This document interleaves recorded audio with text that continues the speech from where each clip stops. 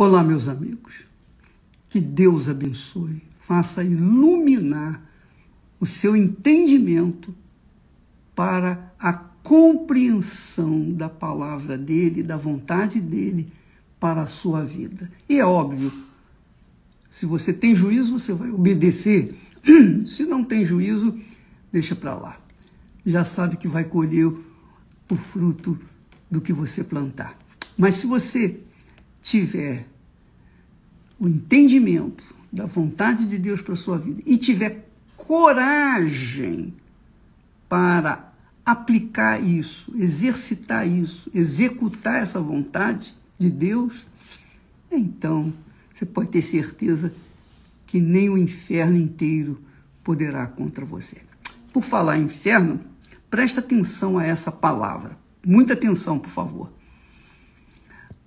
O apóstolo Pedro diz assim: humilhai-vos, pois, debaixo da potente mão de Deus, para que a seu tempo, no tempo de Deus, vos exalte. Muito legal isso. Lançando sobre ele, sobre Deus, o Altíssimo, toda a vossa ansiedade.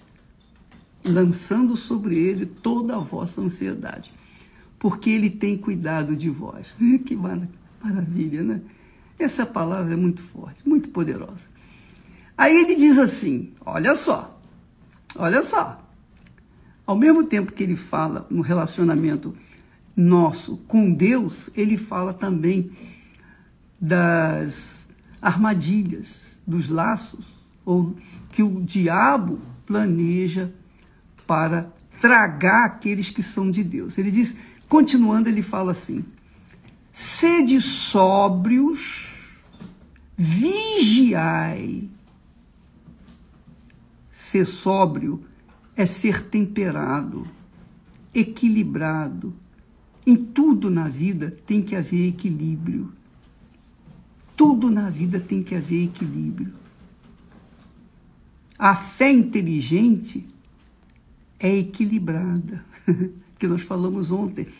Você tem que usar a fé inteligente, saber usar a fé com inteligência, com sabedoria, com discernimento da palavra de Deus, para que você possa colher os seus frutos. Se você não usar a fé com equilíbrio, com certeza você vai cair, mesmo estando na fé, porque você desequilibrou.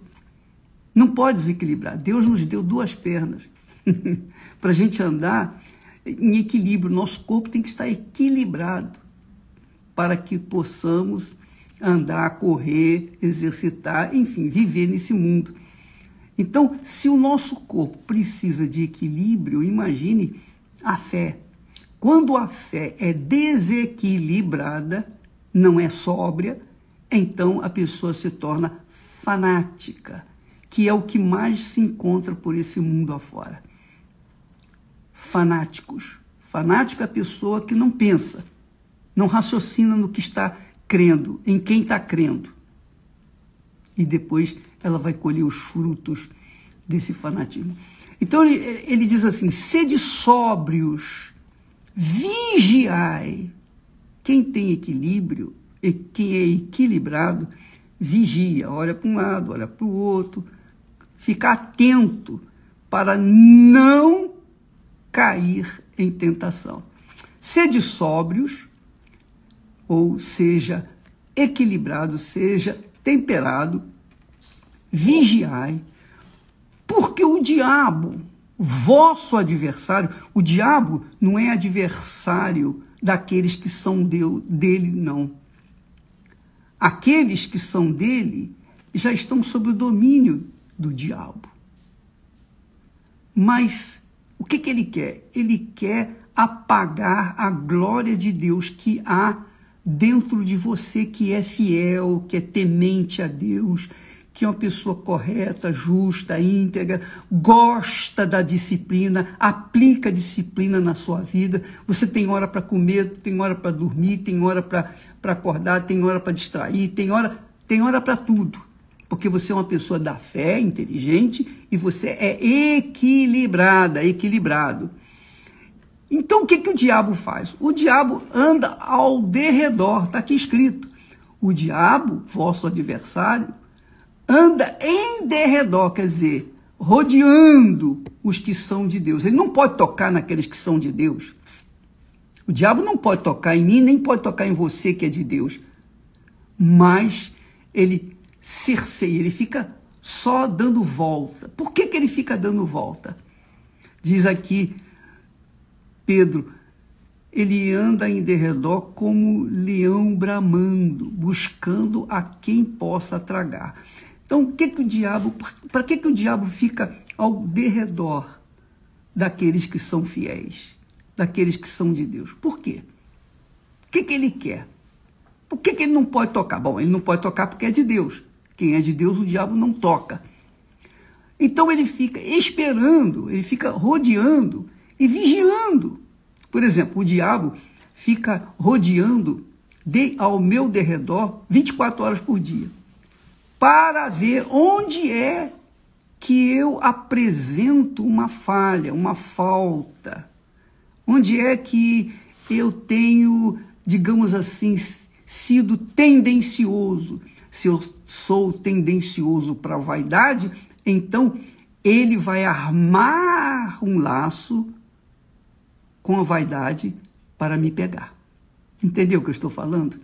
Se eu sou, digamos, uma pessoa tendenciosa para a traição, para o adultério, então ele vai trazer pessoas dele, mulheres dele, para tentar me fisgar. É assim que ele trabalha. Se eu sou uma pessoa desregrada, digamos assim, um glutão, eu gosto de comer muito, eu como mais além do que o meu estômago suporta, então ele vai apresentar um laço de acordo com a minha glutonaria. Então, presta atenção, o diabo apresenta laços para as pessoas, justamente, ele não pode tocar, mas ele pode colocar o laço. Isso ele faz. Por exemplo, você se lembra de Abraão? Claro, Abraão. Quem não se lembra de Abraão? Abraão era um homem da fé, era um homem de Deus, um servo de Deus, um servo fiel, leal, amigo de Deus. Mas Abraão também caiu no laço do diabo.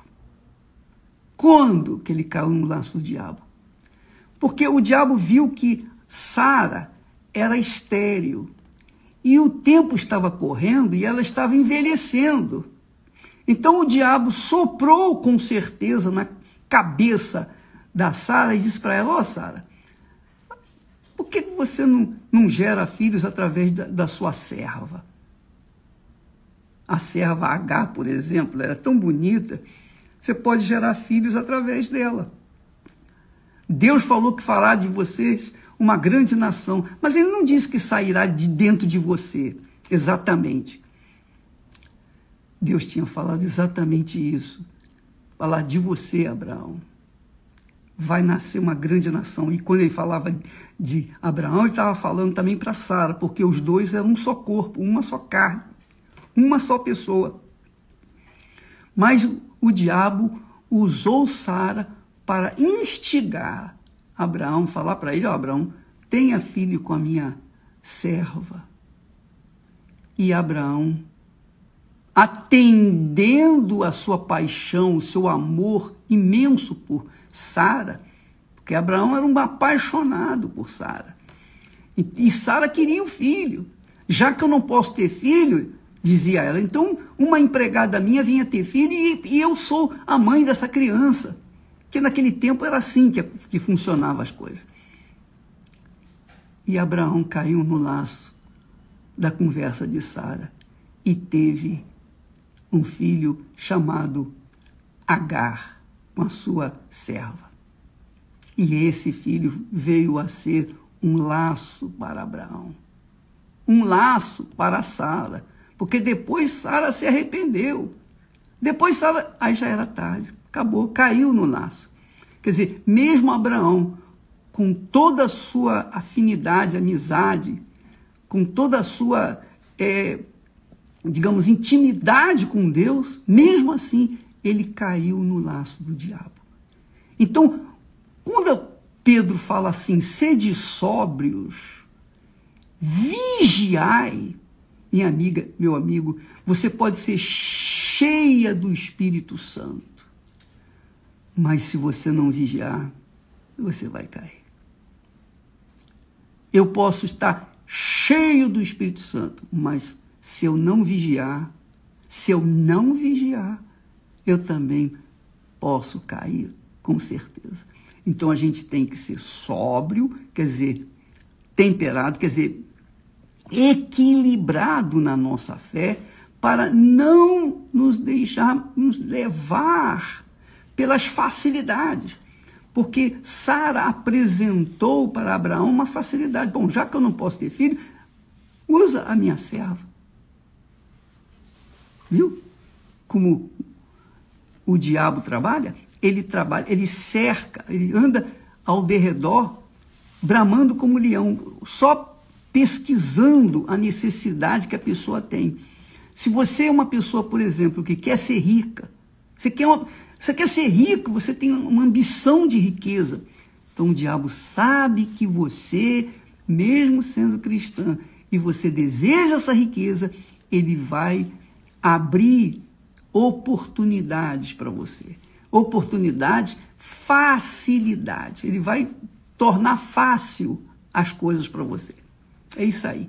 E, obviamente, você vai se entregar porque você vai pensar assim, mas isso é de Deus. Poxa, eu criei, eu orei, Deus está me dando. A gente pensa que é de Deus, mas não é. Então, deixa eu falar para vocês uma coisa. Eu ontem comecei a falar sobre a minha experiência, que eu também fui, quase caí no laço do diabo. Olha só, eu era jovem, então, e eu queria me casar, já cheio do Espírito Santo, já querendo fazer a obra de Deus, eu estava buscando uma auxiliar, uma pessoa que viesse ser parceira minha para me ajudar a ganhar almas. O diabo sabia disso. O diabo sabia disso. E ele ficou esperando. Até que um dia, eu lendo a Bíblia, eu vi aquela palavra lá que Jesus falou em João 15, 7. Ele diz assim, se vós estiverdes em mim e as minhas palavras estiverem em vós, pedireis o que quiserdes e vos será feito. E sabe o que eu fiz? Eu coloquei a palavra de Deus, abri a Bíblia naquela página, mostrei a palavra para Deus e falou, Senhor, eu quero essa criatura. Sabe quando a pessoa está cega? Eu quero porque quero. Eu não quero saber se é a tua vontade, é a minha vontade. Eu não disse isso claramente, mas eu, com a minha vontade ávida, muito forte, me fez usar a própria palavra de Deus para cobrar de Deus uma promessa que ele tinha feito. E o que aconteceu? Ele me deu. Ele deu aquilo que eu queria. Só que, ao longo do nosso namoro, que não durou, entre namoro e noivado, nós levamos, e quase casamento, nós levamos cerca de, no máximo, 4 meses. No máximo. Então foi tudo muito rápido. É a vontade de Deus, eu vou casar, é isso aí. E eu enfiei os pés pelas mãos, enfim. Me atrapalhei e fui em frente. Comprei móveis e tal. Ela trabalhava, nós juntamos os nossos cacos e começamos a investir na nossa casa. O que deu? Dentro do meu coração, dentro do meu ser, na minha mente, havia, no entanto, um resquício de dúvida com respeito se era ou não aquela jovem para minha esposa, se era vontade de Deus ou não. E aquela dúvida foi desenvolvendo. Mas a minha fé na palavra de Deus estava firme. Não, está escrito, eu pedi, Deus me ouviu. Como a gente é criança infantil, como a gente é tolo, né? Mesmo com a fé, a gente é capaz de cair na trampa do diabo. Mesmo com a fé, a gente é capaz de cochilar. Eu cochilei e eu não vigiei. Mas porque Deus é muito misericordioso para comigo, Ele para com todos, mas comigo eu tenho uma gratidão enorme, porque Ele foi muito misericordioso, compassivo, e Ele finalmente me deu um sinal evidente de que não era a vontade dEle. E aquele sinal veio numa palavra, uma única palavra que ela me havia dito. Uma única palavra. Aquela palavra abriu, desvendou, rasgou o véu e eu pude enxergar além do que ela era. E ali eu disse, basta. E eu já estava noivo, pronto para casar. Na igreja todo mundo já sabia e tal. Eu falei, meu Deus, agora eu peço, está aqui escrito, se vós estiverdes em mim e as minhas palavras estiverem em vós. Agora eu peço o seguinte, eu peço que o Senhor remova esse obstáculo, essa pedra, esse laço da minha vida. Eu não sei como vou fazer, porque eu vou ficar envergonhado perante todas as pessoas, a família dela, a igreja, os pastores, etc. E eu não sei o que fazer, mas eu sei o que eu tenho que fazer. Me ajude. Agora faça-se a tua vontade. Agora não. Quando eu exigi, na segunda vez, a mesma promessa, se vós estiverdes em mim, as minhas palavras estiverem em vós, pedireis o que quiserdes, a segunda vez eu pedi segundo a vontade de Deus. Senhor, seja feita a tua vontade. E graças a Deus, porque nós, a coisa foi feita de forma tranquila, não houve briga, não houve nada, mas apenas chegamos a uma conclusão de que não era a vontade de Deus e obedecemos essa palavra. Deus também a convenceu, como Ele havia me convencido, e nós não nos casamos. Então, amiga e amigo, veja como o diabo é astuto. Ele sabia que eu era solteiro, ele sabia que eu estava buscando uma moça da igreja, e ela era da igreja, ela era batizada com o Espírito Santo. Olha só, ela não era só da igreja, ela era realmente fiel, leal, ela era de Deus, só que não era compatível comigo, não era a vontade de Deus. Embora ela fosse da igreja, na mesma igreja, nós tivéssemos a mesma fé, mas a incompatibilidade dela para comigo e eu para com ela não permitiu que nós seguíssemos em frente com aquele casamento. Então, por isso, o apóstolo Pedro, ele sabia disso, ele sabia o que é ser sóbrio, temperado, ser equilibrado na fé. Ele sabia como precisava vigiar, porque ele não vigiou e caiu lá quando Jesus foi traído. Ele caiu, ele negou Jesus 3 vezes. Então ele sabia o que ele estava falando, ele podia falar isso com propriedade, porque ele tinha vivenciado isso. Ele diz, o diabo, vosso adversário, o diabo é o nosso adversário seu, adversário meu, especialmente, adversário daqueles que são de Deus. Então são esses que o diabo quer tragar. Ele anda ao derredor, procurando um jeitinho, procurando uma fraquezazinha pequenina, que nós venhamos esboçar E aí, ele vai armar a cilada para cima da gente. Essa é a realidade. Por exemplo, a pessoa que quer ser rica, então o diabo vai aparecer com um monte de facilidade. Esse negócio de Bitcoin e pirâmide, e mais o inferno todo que existe por aí, isso é apenas um laço, um lacinho para pegar os tolos, os que não têm sido equilibrados na fé, que pensam que andar com Deus, que andar pela fé, é só tomar posse, aproveitar as oportunidades para que venham tomar posse de coisas grandes. Deus é grande, minha amiga e meu amigo. Deus é grande, muito grande. E Ele sabe das nossas necessidades. E de acordo com a nossa necessidade, Ele vai acrescentando na nossa vida. Se você serve a Deus, você não precisa nem desejar riqueza, porque Ele vai fazê-la rico.